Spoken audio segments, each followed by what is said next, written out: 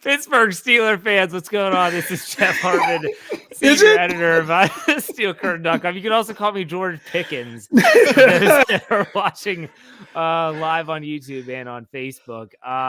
So before we go any further, the reason why we are laughing, if you're listening on audio, I had said on my Let's Ride podcast on Wednesday that if someone were to buy me one of these silver hoods that George Pickens always wears, I would wear one every single time we do a Steelers preview until the start of the regular season. Well, a couple things. I didn't realize, A, someone would, and B, how long it was until the start of the regular season. So I get this in the mail today, and I'm a man of my word, and so here I am wearing the George Pickens hood. He normally has it up over his mouth, but because I have to talk, I'm going to get it down a little bit. So for those that are go ahead, Brian. Welcome. You look like one of the Monty Python knights that sing me. All I need is a George Pickens jersey, and I'll be set. Oh, that can be arranged. That definitely can be arranged. See, you got to watch what you say, Jeff. It's going to come back. I'm a man of my word. Okay, so that's I want to make something very clear. Like people, I've said this on Let's Ride before. Like I say, if so and so does this, I'll sing a song on the air. Like if it happened, I would actually do it. I said I would jump into the Potomac River in January. I would have done it, but it didn't come to fruition. I didn't think someone was going to send me one of these either, and yet here we are wearing a hood on live on YouTube. So, Dave, welcome to the show. How's it going? It's going, Jeff. I mean, I'm sorry, but just put a little bit something out there. If you happen to go onto the Google machine and you go to Google and you type in Dave Schofield Steelers, you know what shows up. No.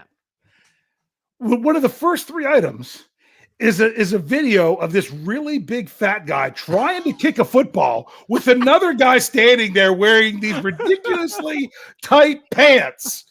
So trust me, if somebody says something and they say that they're going to hold people to it, there is no way Jefferson Bartholomew Hartman was not going to be on the preview wearing the silver. Okay, was it balaclava or something like that? Is what it's called. That is the official name of it. So there was no way I could make sure that didn't happen. So Jeff, it looks fantastic. Thank you. It looks comfortable, but you look like a knight. Yeah, that Bartholomew middle name definitely does come in handy this time. So good luck trying to focus on anything that I say today and the rest of this offseason. But still, this kind of reminds you when Lance used to wear the wrestling mask. The Lucha Libre mask. Whenever they would win, and he was like itching and moving it around. I get it. I feel his pain for sure. Okay, real quick, right off the bat, I want to get your all's knee-jerk reaction. I don't think either of us, because I know Brian's other show is Monday. Dave's was Tuesday. Omar Khan is now the official GM of the Pittsburgh Steelers. I want to know what your knee-jerk reaction was. Brian, what was it? Well, you know what I'm going to say. The Steelers know what they're doing, and they kept the ultimate cap guy in-house, and they added another personnel guy. So I don't think that they really lost anything. I think what they did was they strengthened by going a little bit more of a committee. So I love the move. And once again, if the Steelers are going to sell it, I'm buying. All right, Dave, what was your knee-jerk reaction? Yeah, well, Khan is the only official move that's been announced by the Steelers. Correct. But when that broke, it actually broke during the Scobro show on Tuesday, and Andrew Wilbar was putting it in the live chat. It was kind of distracting, trying to figure out if it was legit or not. I'm like, I'll mention it, but we didn't really go into it because I was trying to get other sources and everything, and then it all came out right after that. So I did the breaking news podcast the next day when the Steelers made it official, and one of the things that I said there was, if this would have been the move a year ago, I would have been like, this is exactly what it has to be. But as we often do when we get more information, and the Steelers interview, how many was it the first round 16, one? Was it 14, 14, 16, something 16, crazy like that. Yeah. And then 6 in round 2. And then you hear more about Brandon Hunt, and I really like what he has to offer. I'd love for the Steelers to be able to keep him, but I just think he's going to be, he's been there almost as long as Khan, but it's almost as long. But Omar Khan, we Steelers fans thought for years he was the next guy that was going to be in there no matter what. And then when it actually came around, he almost seemed to be a little bit of a forgotten guy. So I'm glad that it didn't turn out that way for him, that he's kind of been groomed for this for probably more than a decade. So some people might not like it because it's in-house, but it sounds like they're making other moves to go along, a possible assistant GM that we're waiting to get that to be official from one of the other candidates, lots of other things. But Bryan summed it up the best is, you know what? If we knew more than the Steelers, then they would be sitting here and we would be sitting there. And that's not how it works. We've got to trust the team. We've got to trust that they know what they're doing. And definitely am happy with how it all played out. So I talked about this in my second half of Let's Ride that's going to debut on Friday morning. So I don't want to take too much from it, but a couple tidbits that I mentioned about this. First and foremost, I think this was from Albert Breer, who writes for Monday Morning Quarterback. He said that when Bill Cowher was trying to be coaxed out of retirement, that if he were to take a head coaching job, he would have brought Omar Khan as his GM. I heard that as well. Wouldn't have tried to get Kevin Colbert away from the Steelers. He would have gone after Omar Khan. I think that's worth noting. Second thing, I think we're all getting hung up on the title. The title of general manager. And a lot of people that listen to our podcast don't even understand that there was no GM until, let's see here, Kevin Colbert was named the GM in 2010. Yeah. When he was hired in 2000, he was hired as the director of football operations. So let me ask you, all those people that are out there that are saying, like, wait a second, what's going on? Like, what would you be upset if you found out that Omar Khan was hired as the director of football operations and not the GM? Because it's the same freaking thing. It's just a different title. And I can't get out of my head that Omar Khan, in my opinion, and this is just my opinion, Dave, you might be a little bit more knowledgeable because of your understanding of the contracts and salary cap. I thought Omar Khan's 2022 offseason was outstanding. I mean, outstanding when it came to the contracts he gave. I think about the anger that everyone had about the Chukwuekorfor deal. 3 years, all that money, and then what happens? You read the fine print, and what is it? It's like a 1-year prove-it contract, essentially. Yeah. They could cut him after this year, and they're not out of the woods that much. I just think, like Bryan said, you trust the team. I think that they're not dumb enough to try to get this guy. And Greg Benevin said it best on what Yin's talking about. He said some fans think that Omar Khan is just a guy that sits in a room in a cubicle with a calculator. Like, that's it. That's not all he does. And I'm not going to pretend I know all that he does. Yeah. But still, I thought this was a good move. I would have thought it was a good move, probably whoever they chose, because I thought they took their time. I thought they did their due diligence. And if Omar Khan's their guy, and let's be honest, too, he's also had GM interviews for other teams, too. It's not like he's just sought after in Pittsburgh. Bryan, anything you want to add? No, I'm thrilled. And I, even as the podcast producer, I'm thrilled that you said the phrase Greg Benevin said it best. So yeah, we're not making fun of him. That's good. Yeah, good job. No, that's the range we have here at BTSC. Yeah. Now I'm really excited. And we had guesses last week who was going to be the guy coming in. And I don't think we said Omar Khan, because it looked like it was going to go elsewhere. But when you look at the whole thing, they knew what they had on the guy. They knew they didn't want to part with him. But when they're going ahead and bringing in another guy, possibly because it's not officially official, but it looks like Andy Weidel is that guy. And that was my pick last week. I don't know why I had that gut pick for him to be the general manager. Of course, I'm not right, because he is not the general manager, but it's nice to see that if he is considered, that they kind of have a Batman and Robin thing going. Dave, any final thoughts on the GM thing? Yeah, there was a question out there. Vodka Drinker said, is the position that Khan is being promoted from an easy fill? I think he's still going to do what he does. Yeah, I agree. I think he's going to keep doing what he does. And that's why you also have an assistant GM, because there's just so many different roles and responsibilities within the front office.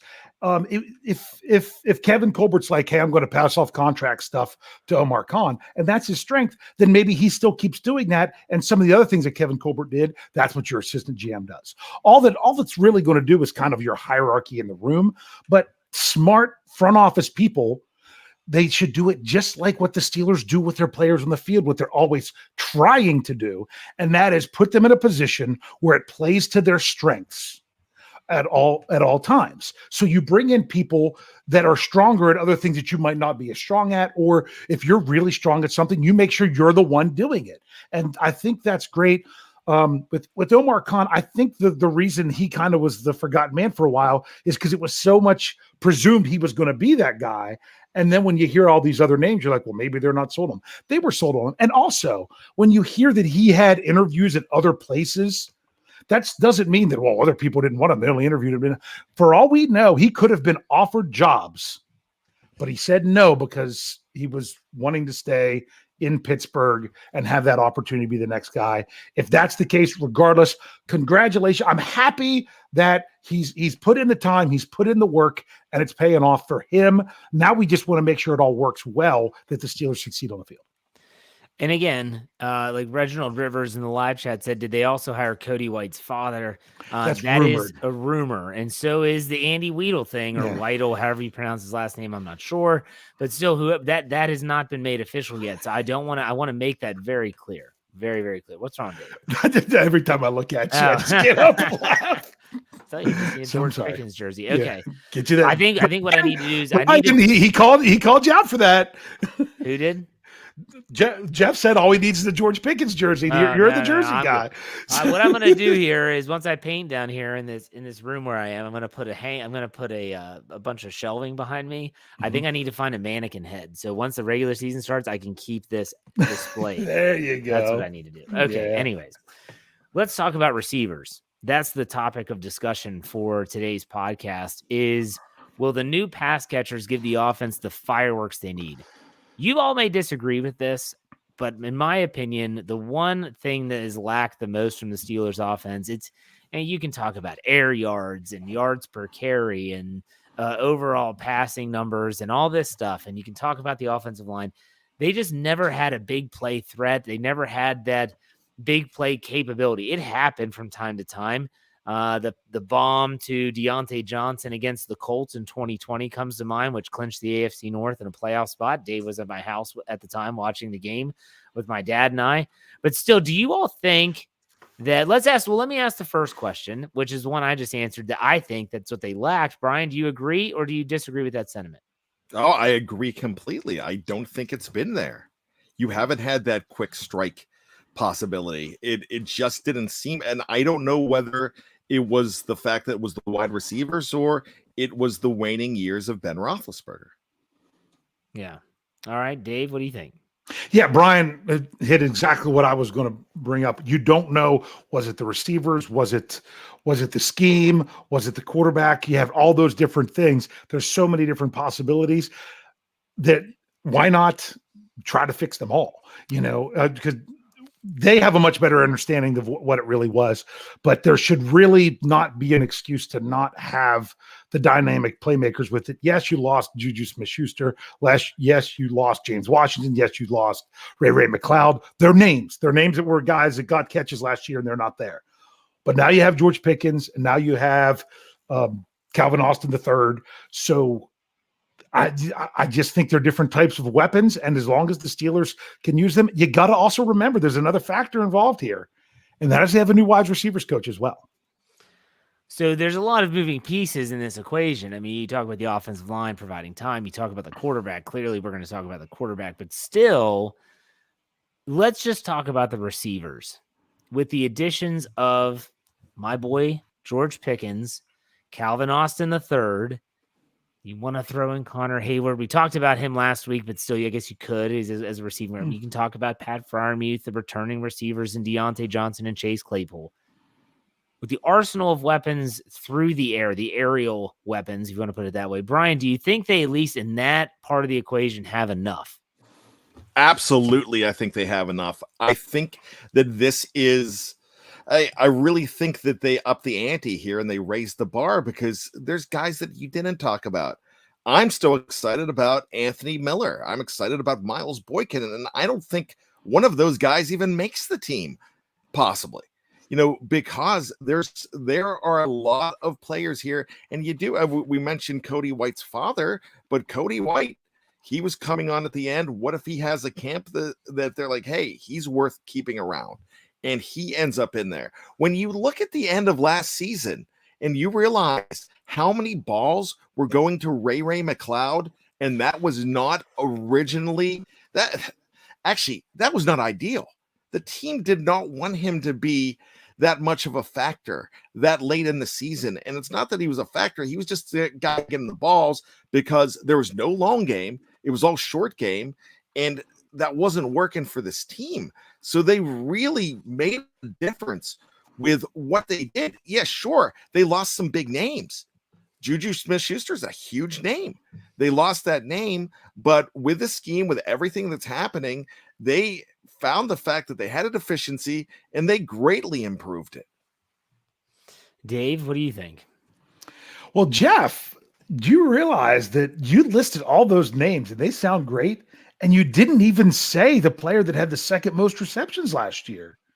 In one, Najee Harris. So, I mean, think about that. That's even somebody else. Great up-and-coming tight end, great up-and-coming running back. I don't even want to say up-and-coming. He was a Pro Bowler last year. So you've got your two leading target receivers from last year returning, meaning that had the most targets. Then you add two receivers in your first four picks. That there should be weapons there. The biggest concern is, will the offensive line do enough in order to utilize all these weapons? And can the quarterback do enough to utilize these weapons? So It's all got to come together. It's all connected. But I think the Steelers have done enough to have options in the offense. We have even mentioned the infamous Matt Canada in order to do the kind of things he would like to do that we assume he would want to do. Okay, so let's break this down. Let's go to the next facet, and that is not really the topic of discussion in this podcast, but the offensive line. Have they done enough in the offensive line to utilize these weapons, Bryan? Well, I'm going to go ahead and plug tomorrow's show, Jeff, and it is Here We Go, the Steelers show. Kevin Smith talks a whole lot about the glue of the Steelers offensive line and what they did, and where he is more excited with the interior offensive line. He really feels that the Steelers have made great strides with the interior. He thinks they're very, very strong there. He is less excited about the guys on the outside, but he said if he had to pick between the tackles or go ahead and pick between the interior guys, he would want the Steelers to be more improved in the interior of the offensive line to get that running game going, because that running game helps set up the pass as well. So I'm kind of feeling that if you look at it, I think right now what they have with interior offensive line is going to be a lot better than anybody thinks. In fact, I think they are going to be, top 35% in the league as far as an interior offensive line. I think they're going to be that good. I know that's probably way optimistic. And then you throw in the fact that, it's not sexy, but did this guy hold his own at left guard as a rookie in Dan Moore Jr.? Yeah, I think he did.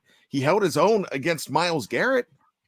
He definitely did. I mean, there's a lot of people that saw some deficiencies in his game, but he did a lot. And shoots the core four, if he is the guy that has started for a few years on that team, and he's the guy that is your worst on the line with the experience that he has, you still have a pretty good offensive line. You're not going to have superstars at all five positions on that line, but I think if they work together and they have the glue to pull them together, they're going to be very good. Right now, you have, it seems like, 6 decent guys for 5 starting positions on that offensive line. And I'm talking because of Dotson and Green now facing off for that guard position. So I think they've done enough. Dave, you're an offensive line guy. What do you think about this situation? Yeah, bottom line is what we've seen the last couple of years. I'm not really asking for the Steelers offensive line to be good. I'm just asking for them to not be bad. Baby stepping it. We're baby stepping it here. We're doing the work. Sorry. I can't help but quote movies. It's what I do. So, well, just one thing, Brian. He said left guard. I know you meant left tackle with Dan Moore. Just to make sure we clear that. But I knew exactly what you meant. Dan Moore Jr. is really the one that you have to think about, because people are like, oh, I wish they would, what if they bring in another tackle, and people are talking about another tackle out there that maybe they could bring in. Well, they just paid Chooks a lot. And the question is, do you think Dan Moore is the guy, or do you think that Dan Moore might eventually be the guy? If you think he can be the guy and he's going to take that step this year, I think he's where most of this lies, because the Steelers, by having, they're talking about left guard between Dotson and Green. Green's still not out of it for center or anything, but with that either. It's 4 players, 3 spots, and they're going to take the best ones they got. And I think James Daniels is already, the rumors are he's the leader in there already. So I think he's holding that down at right guard. I'd like to pencil that one in already. But it's nice to know when you have that competition that you're going to then have the players, you're going to get 3 decent guys there. But I think Dan Moore Jr. is the player that if he makes that big step, even if you bring in someone else, they might not end up on the field because Dan Moore Jr. is doing so well. If Dan Moore Jr. doesn't make that step, then you're going to be trying to scheme around a left tackle that might be struggling all season. He's the wild card. I'm hopeful, but we have to acknowledge that there's still the possibility that he's still experiencing some growing pains as a 4th round pick. All right. So the last part of this is the quarterback. Now, I'm not going to ask you all to predict who the quarterback's going to be. I want you to look at the big 3, and that's Rudolph, Trubisky, and Pickett. And if any of those 3 are the main guy for the vast majority of the season, do you think they have what it takes to take advantage of, let's assume, some better blocking and the weapons to deliver the ball downfield? Brian, what do you think? Younger legs, very capable passers. Yeah, they do. All right. You big enough arms? I think the top 2 guys, and I'm excluding Mason Rudolph in that. Mason Rudolph has a decent arm. I mean, I'm not saying he doesn't. I am just not counting on him because, sure, he's saying the right things. You have, he's actually, if you listen to what Ian's talking about, he's winning the offseason with his quotes and everything, and he's relaxed. But the thing about it, you don't bring in these 2 guys in a 1st round draft pick and the top free agent option at quarterback to start Mason Rudolph. You just don't. So I'm looking at these 2 guys. I know it's a 3-man race. I don't think it's a 3-man race. I know it's being billed as one.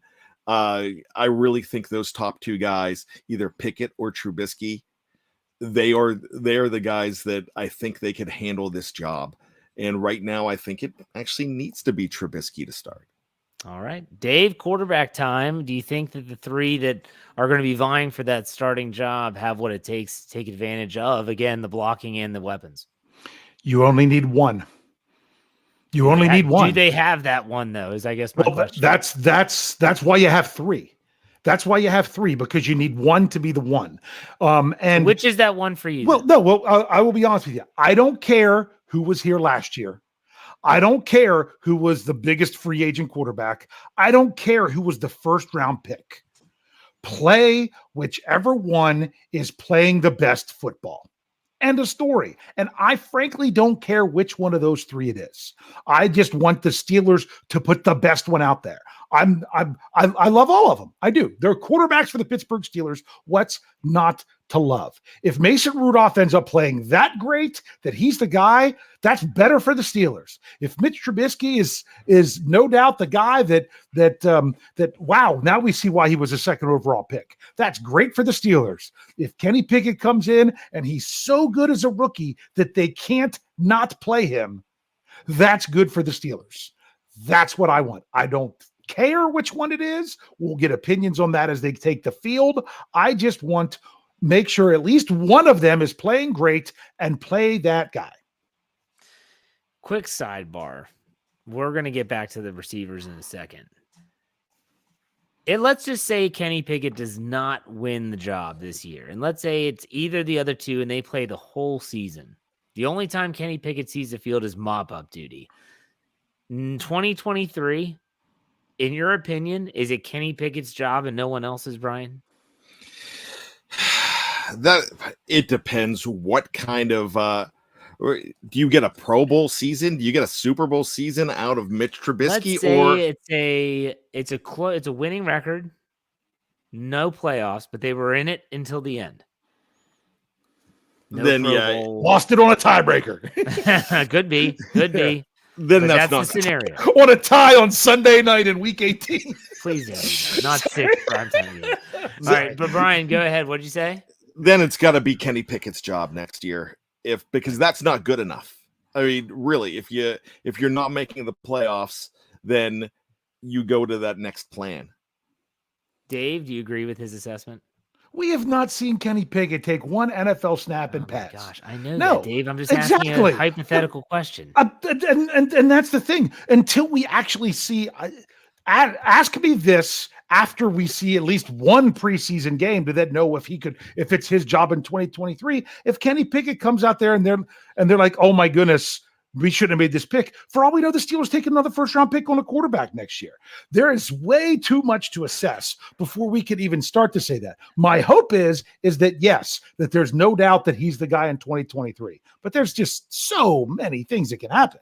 Can't you just play in fantasy land? You were probably that kid. You were probably as a kid. You were probably that kid that everyone's like, let's do this. No, there's no chance of that ever possibly happening. While we're at it, we'll move Devin Bush to safety because that's what we want to do there. No. Do not stop it right there. I am not saying move him to safety. This is not that type of talk. This is, I gave you a scenario. If you were the coach, what would your decision be? And give me a scenario of how he did in the preseason. Give me say that he comes in and looks like he's right there with Trubisky. I'll tell you in the how preseason, he played. Then he didn't win the job. That's how he played, Dave. But at the same time, you could see that him and Trubisky were neck and neck in the preseason, and they went with the veteran for a year. If you see that, and then that's when you're thinking, well, then it's going to be Pickett next year, because if the rookie's already right there. If he's going to have a problem where, maybe he comes in and is another one of those quarterbacks, I think you'll know what I'm talking about, that moves the ball in the preseason but can't ever find the end zone in all the preseason games, you're still going to then be questioning that. So I don't want to put crazy expectations on Kenny Pickett until I let the guy take some stat. If we're not going to play him in 2022, then we're already putting the expectations on him beyond that. I want to just get him out there and get him playing. So Brian, you're with me here. I can see it now. You're in a sandbox and you're playing with Dave at like age 5, and you're like, Dave, let's be G.I. Joes. Let's be G.I. Joes. And Dave goes, well, I can't do that because I'm only 5. And you can't register to be in the military until you're 18 years old. And so why are we even wasting our time playing G.I. Joes when we can't be soldiers? We can't be in the Marine Corps. We can't be in the Army. We can't be in the Navy. Let alone the Coast Guard. Let's talk about who's going to be the offensive coordinator in 2023. Let's talk. And let's. Are we still going to have Coach Tomlin in 2023? I thought I was asked the question. But I'm just saying, you're asking. We haven't even had a training camp for 2022, and we're supposed to know what's going to happen in 2023. Come on. 2023 Ben Roethlisberger's coming out of retirement to come back to win one more Super Bowl. Let's do it. There you go. Let's roll. We can't Let's roll with that one. We can't be G.I. Joes. Oh, wait, let's get back to the sandbox. If we're in that sandbox, that's not close to the same analogy. That's nowhere close. Jeff's the guy. Jeff can't hear through the hood, I think, is the problem. It's squeezing his head too much. Hold on, let me block. I did block a Cleveland fan. All right, go ahead. Hey, go ahead, Brian. By the way, I think that's the name of that Cleveland fan, that's every Cleveland fan. Ugly hobo. Yes, Every ugly Cleveland hobo. fan's an ugly hobo. So hey, Jeff's the guy. Jeff's the 5-year-old in the sandbox that Yeah. wants to push the buttons of the day. But all I'm going to say is I love Dave to death, but I'm not going to a movie with him because if we go back in time to July 2nd, 1996 to see the opening night of Independence Day, the people I were with, they were leaving. I'm like, that movie was fun. That was great. Well, there's no way the president is ever going to, get into a warplane. And so that's what I'm thinking of, Dave, when I think about this conversation. Pittsburgh Steelers playing football on the field to a movie, though. Seriously. I didn't. I said about playing G.I. Joe. Why are they playing G.I. Joe? Why not? It's Seriously. imaginative play. You don't have an imagination then. Anyways. No. We got off on a tangent. But I would say you would hope that 2023 Kenny Pickett would be the guy. But I mean, if Mitch Trubisky goes out and makes the Pro Bowl and takes the Steelers way deep in the playoffs, you've really got to think about if you really want to make that change too. So there it is. Yeah. There it is. If you'd have just said that the first time. That's one of those 18 million factors, But you want me to come up with more hypotheticals to your hypothetical? No, is that what you that's want? Good. You answered the question. Thank you. Actually, let me jump in because here's the main thing about it. If Mitch Trubisky does what Dave says and comes in, and what if he leads into a Super Bowl? If he does that, that's not an indictment on what Kenny Pickett can do. No. But I get what he's saying about you've got to see how it plays out. But for the fantasy land of this exercise, if he doesn't make the playoffs, all bets are off, and you're immediately going to look at the guy that you tabbed as the future with the number 1 pick in 2022. I saw someone else mention the thing about, the Steelers might go and get a quarterback next year again in the draft. No, that's not what it's about. It's about to see what these guys that you brought in can do. And Dave's right. Dave's right when he says whoever does the best job, that's great. But Jeff's right when you say, hey, if these guys don't do the job, who do you look at next year? And that's what you do. The if was the big part of it, Dave. Yeah. Okay. The if. And with that specific if, you're exactly right. If that's the if the Steelers don't have a winning record or have a winning record and miss out on the postseason, you've really got to consider that unless there were red flags that, maybe, that where Kenny Pickett didn't come through. I'm not looking for that to happen. I'm hoping that he's so close to the job this year that the Steelers aren't having a quarterback by default. They're having guys that could start for other teams right now this year, having to be on the bench because there's someone better than them on the team. That's what we want to see. And I would love to see that every year for the Steelers. Okay, back to the receivers. When you look at all the receiving weapons the Steelers have, that includes tight ends, that includes running backs, and obviously that includes wide receivers. Who do you think leads this team in receptions in 2022? Brian, who do you have? It is going to be, I'm going to say in absolutes, and I know I'm not supposed to, but I'm going to say if he's the guy we think he is, and I really think he is, it is going to be Deontay Johnson, DJ18. He's going to be the guy that's going to be the number 1 option, and he's going to probably be the guy that leads the way. All right, so he says Deontay Johnson. Dave, who do you have? Oh, this is great because I love when Brian goes first because then I can think of my great Dave answer. Okay, because you're getting them. That's what tonight's all about. You're going to get Dave answers. You ready? It's going to be Deontay Johnson if Mitch Trubisky is your starting quarterback. And if it's Kenny Pickett, I'm going George Pickens. I like that. Interesting. I'm going to go with, I said reception. Assuming wide receivers, right? Wide receivers. No, it's anyone. It could have been Vermouth. I don't know. I said tight ends. I even said running backs. I actually prefaced this. Did I not say that? I don't know. Seattle has 2 losses. Your head is too distracting. Okay, I'm going to go with DJ. I think Deontay Johnson is still the go-to guy. Now, next question is who leads the team in touchdown receptions in 2022. Brian, who do you have there? Again, could be anybody. You know, that's really interesting. That's even hard to pick.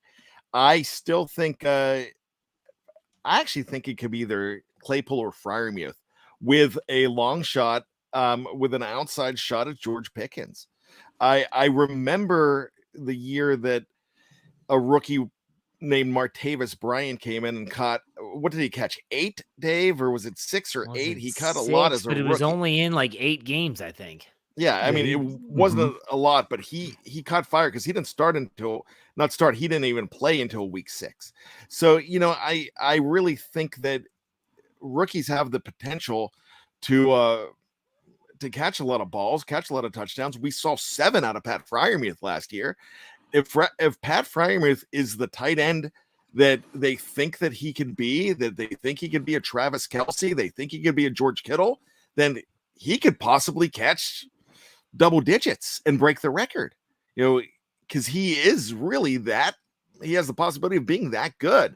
But right now, I'm going to say Claypool. Dave, what do you think? Okay, well, first things first.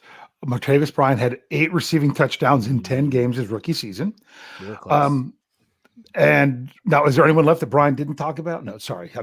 Brian did 7 answer. He gave a bunch of also rans. Me, I'm going to go definitive. Let's all join in with me. One, you ready? Count it out. 3, 2, 1. Moo. That's what I was going to say too. I'm going with it. I am. For some reason, it just feels right for this year. Yeah, I think Freiermuth is going to be a red zone weapon more so than he was last year. Yeah. So, yeah, I'm going to go with Pat Freiermuth. Last question with the receivers. Who leads? Actually, I got a couple more in my head. Sorry. Who leads in receiving yardage? We did receptions. We did touchdowns, receiving touchdowns. Who leads in yardage, Brian? Again, I'm going to go with Deontay Johnson. I think most of the time, when you look at the guy that leads in receptions, he should lead in yards. That doesn't always happen because we saw Juju Smith-Schuster have 97 2 years ago, and he just didn't have the yards to go with it, but they were playing a shorter game. I think Deontay has that he has that potential to be a long ball threat as well, like he was with Ben Roethlisberger when he was the only one. So I'm going to go ahead and stick with him as being the leader as far as receptions and in yardage. All right, Dave, what do you think? Brian's got a great answer. I'll go with someone different just to do it, and I'll say Chase Claypool. If I'm doing something different, I'll say, I was going to go Claypool. That's just what I was saying. Yeah, to me, it's going to be one of if Pickens comes in and gets his name in there, I don't know that Austin will right away, but if Pickens gets in the conversation for that should be a good thing. You're right. Now, let me ask you one more question about receivers, but these are just the 2 rookies.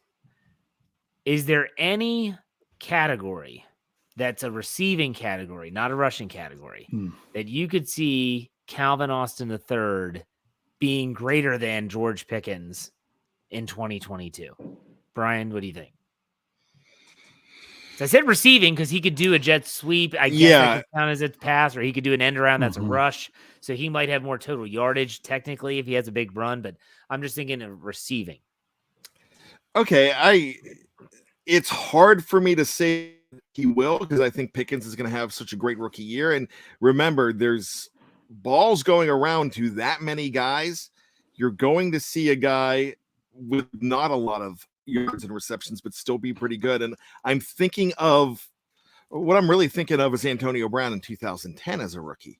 You had Emmanuel Sanders there, and you had the other receivers. Antoine Randall L was back, and you had Mike Wallace and Hines Ward. So it's really hard for everybody to come to the game.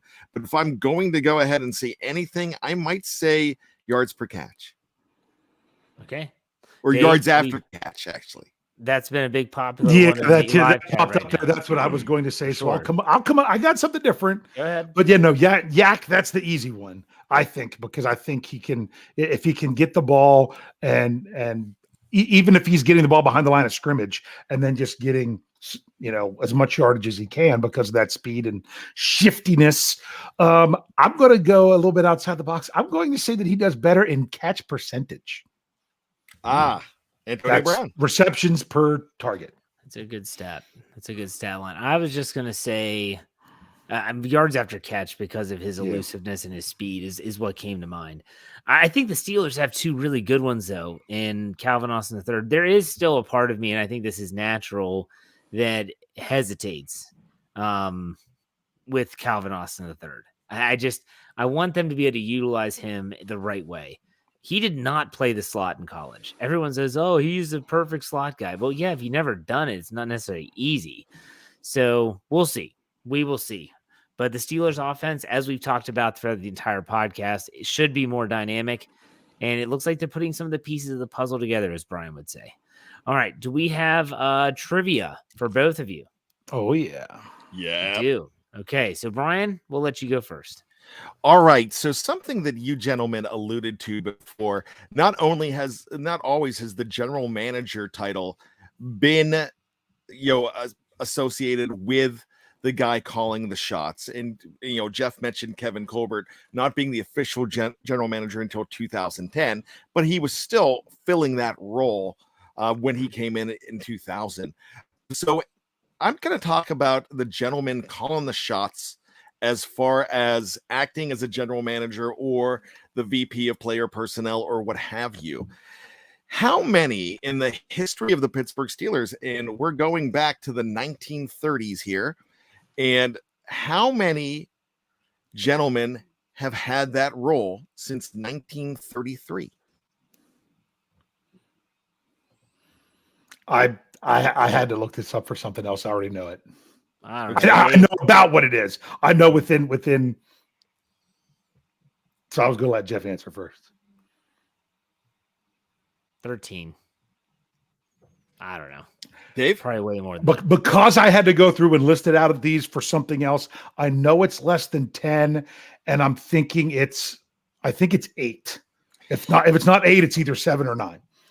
It is officially 8. We start off with Art Rooney Sr., who did the job from 36 to 42 is what I'm seeing as far as Pro Football Reference goes. John Holohan from 45 to 50. Francis Fogarty from 1951 to 1968. And if that's the guy, then that's the guy who traded away every single number 1 draft pick, and including the one that would have gotten you Dick Butkus. So Francis Fogarty, you suck. Dan Rooney was officially the general manager from 1969 to 1970. Then Art Jr. came in from 71 to 86.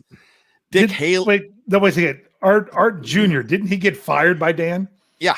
Oh, yeah. Okay. He fired his brother in 1986. Yeah, because since Art Jr., I knew there's only been 3 because those are the easy ones to name. And then you've got Dick Haley, 87 to 90. Tom Donahoe, 91 to 99. And then Colbert, 2000 to 21. All right, I'm wrong. So I said 8. I didn't count Kahn, so technically it's 9. Okay, well, his press conference isn't until tomorrow, so yeah, I don't know. That's being ticky-tack if we say you're wrong. But no, I had looked that up about a month ago because I was looking at the history of that. So once again, that's why I let Jeff answer, because I feel like that's cheating if it's something I'd specifically researched. So, but that's pretty impressive. That's very impressive. Yeah. I mean, we talk about the history of head coaches, only 3 since 1969.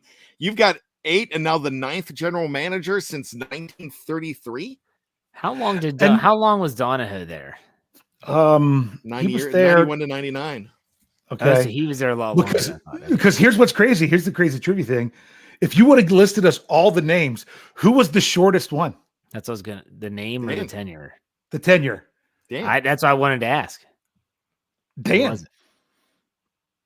Wasn't Dan Rooney? He was the shortest tenure as the general manager of him doing that role. Interesting. That's good. So, yeah. All right, David, your turn.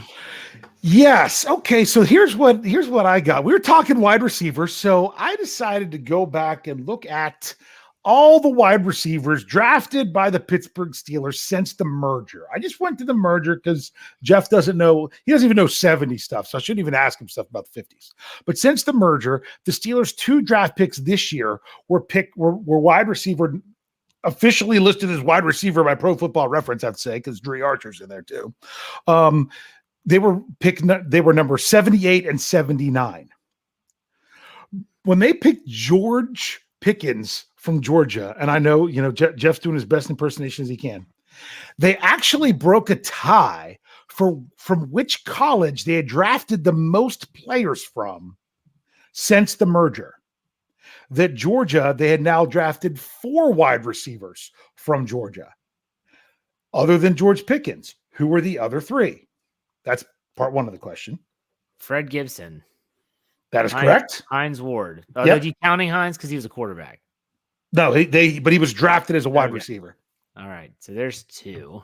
Andre You got the hard one with Fred Gibson. I just remember him for some. What did you say, Brian? Andre Hastings. Andre Hastings was the other one. Now, what college did they break the tie with?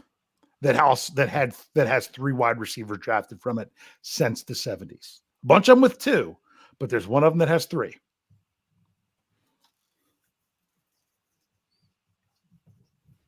It's not Michigan State. Ohio State? Ohio State was 2. Michigan State? Jeff Graham. Michigan State was 1. 1? I thought they had 2. Nope, just Plaxico Burress. Where did Charles Johnson go to school? Colorado. That was Colorado. There was only 2 from Colorado. Okay. I haven't looked at the live chat, see if anyone else get it there. So.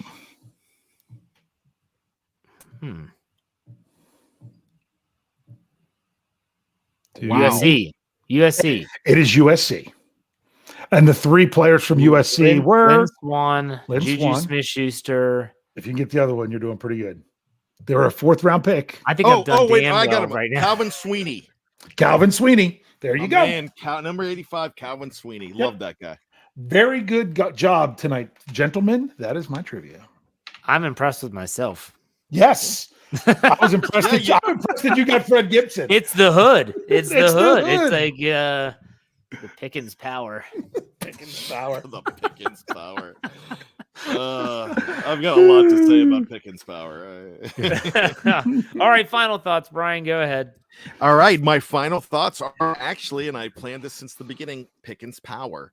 So I'm really excited about not only the fact that George Pickens is going to be playing for this team, and I'm expecting a lot of great things out of him, but I got to address Jeff's headgear and the bravado that by wearing this, and I almost broke out laughing in the middle of something serious because I'm looking at him and he does look like the Knights at St. Knee.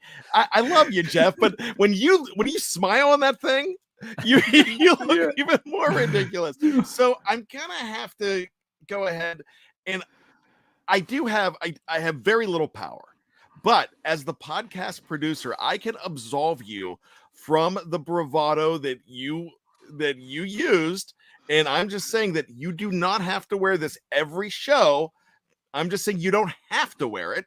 And because you came out and you did it, but you don't have to do it the rest of the time until the season starts. But I have a feeling now that it's just Jeff, and man, he's stubborn. He's going to wear this thing now. In fact, I think he's wearing it to bed tonight.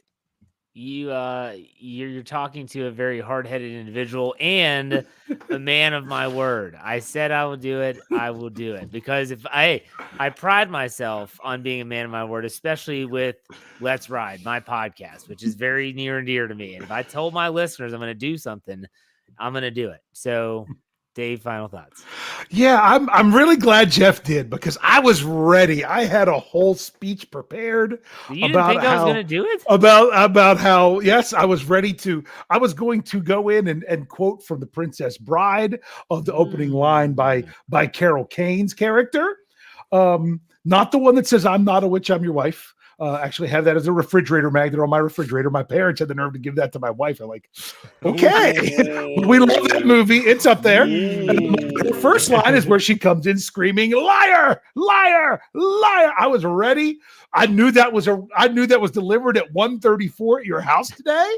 I was ready to make sure that Jefferson Hartman was a man, that he's not going to lie to that ride or die crew. He's not going to do it. Jeff is a great sport, but as soon as you said that on Let's Ride, I was like, oh, bad move, Hartman. Bad move. Yeah.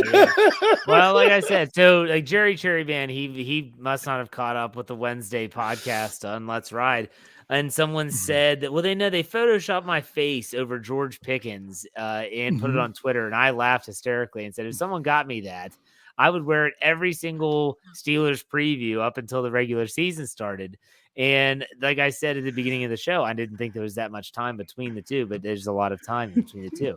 I just can't do my job properly looking at that. I don't know. We can hold it together. Better if I do that? And I don't know. It might be, yes. Because... my son has a red one of those, so that's go. they're versatile. Well, nice. You know what? I know what will make him take it off, and I'll just say this, Jeff. That's a really Bryan Anthony Davis move. All right, very good show, gentlemen. Dave, why don't you send us out? Hey. All right, we'll see you next week for another Steelers preview. Take it easy.